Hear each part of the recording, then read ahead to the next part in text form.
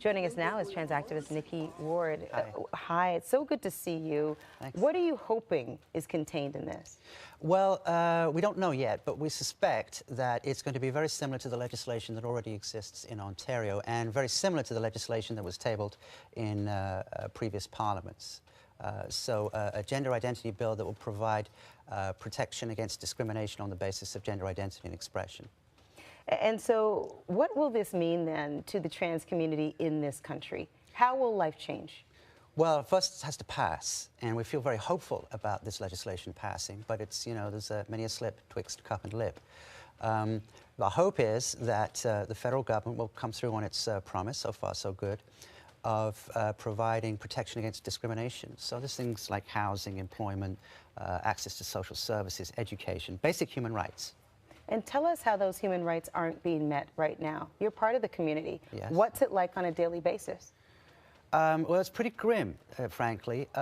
We have some protection in Ontario, but there are only, I think, 7 provinces that have formal gender identity protection. And it's a question of enforcement. And, of course, without federal protection overriding that, there are a lot of holes to slip through. And the net result of that is that we, as trans people, don't get to contribute fully.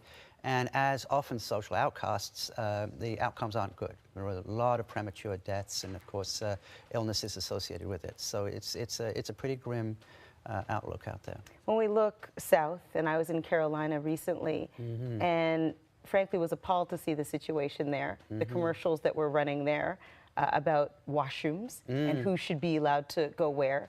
Do you think that when it comes to the opposition here, that it's parallel?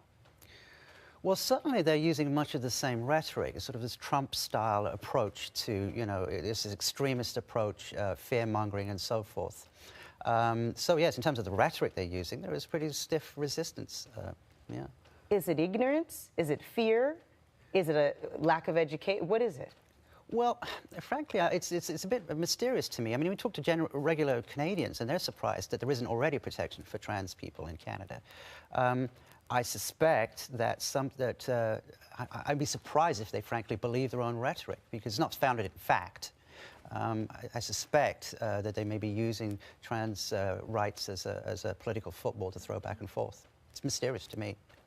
But what we're seeing today with the introduction of this bill by the Prime Minister, do you see this as a big step forward? Oh, very much so. I mean, this is, I think, at least the 4th time it's been brought forward, but now with the full weight of the governing party behind it, it moves up the agenda. I mean, one of the reasons it failed before was because it simply ran out of time.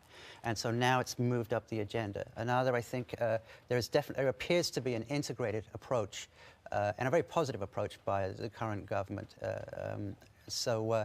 We certainly feel very positive. Of course, we've been beaten back at least 4 times before, so that's sort of a certain amount of cautious optimism there. We still have to fight. Nicki, good to see you. Thank you so much. Thank you so much. Thank you very much. Good to have you here.